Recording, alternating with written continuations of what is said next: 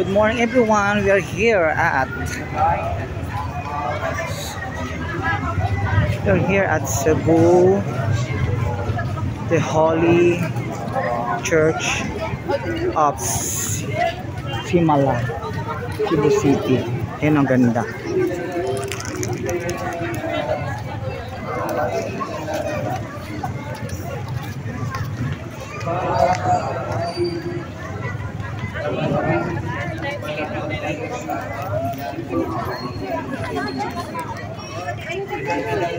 Dapat dito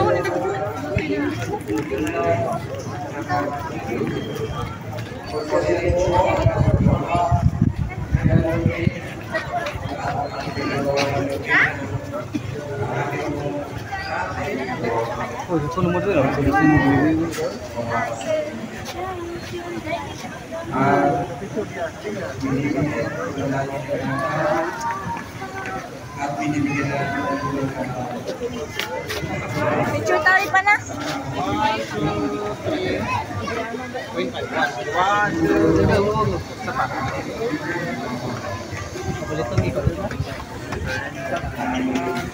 Palitan na doon. Bunot, kumulo kang palitan.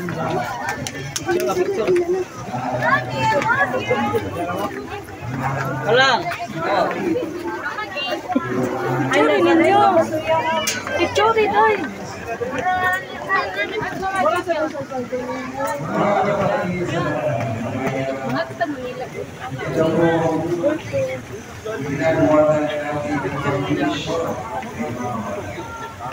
Noong panahon po itong lugar na ito, wala po itong tubig. Wala po itong ibigin. Wala pa po ito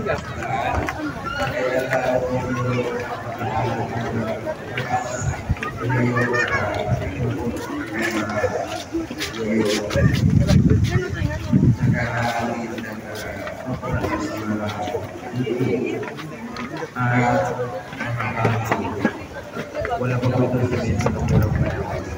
Itong makikita yung altar, ito po yung original na kung saan si Mama Maria nakalagay noon dito, yung may frame po sa likod po ng tabernacle.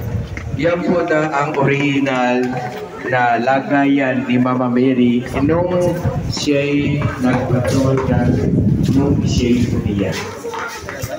Yan po yung lugar niya. Hindi po yun natin sinira. Buo pa po siya. Yung kung saan siya nakapatong. At mismong lugar na yan, yan din po nangyari ang isang instant healing sa isang bata na nadinggi. Dahil nung unang panahon po dito, pumatay yung dinggi, maraming mga bata ang nakatay. At isang bata rin na sa kapitbahay natin na ito. Yan, pupunta po sila dito sa rest ng bata. Kahit kinausulag sa babae, kung makapunta daw ako doon sa kanya, gagaling ako.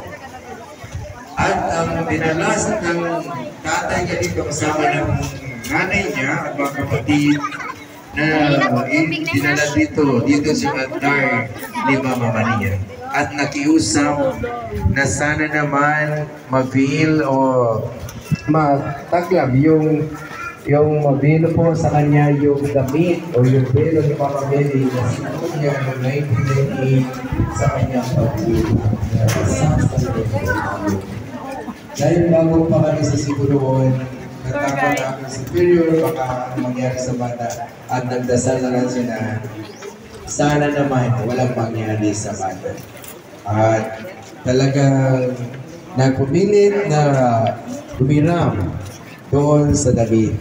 Dahil ang bata para na siyang gulay na lanta. Dahil wala hindi siya nakikita ng gamot, hindi siya nakikita ng prostamol, kahit pagpili ng pagkain niya wala. Lalo na ang gamot pa.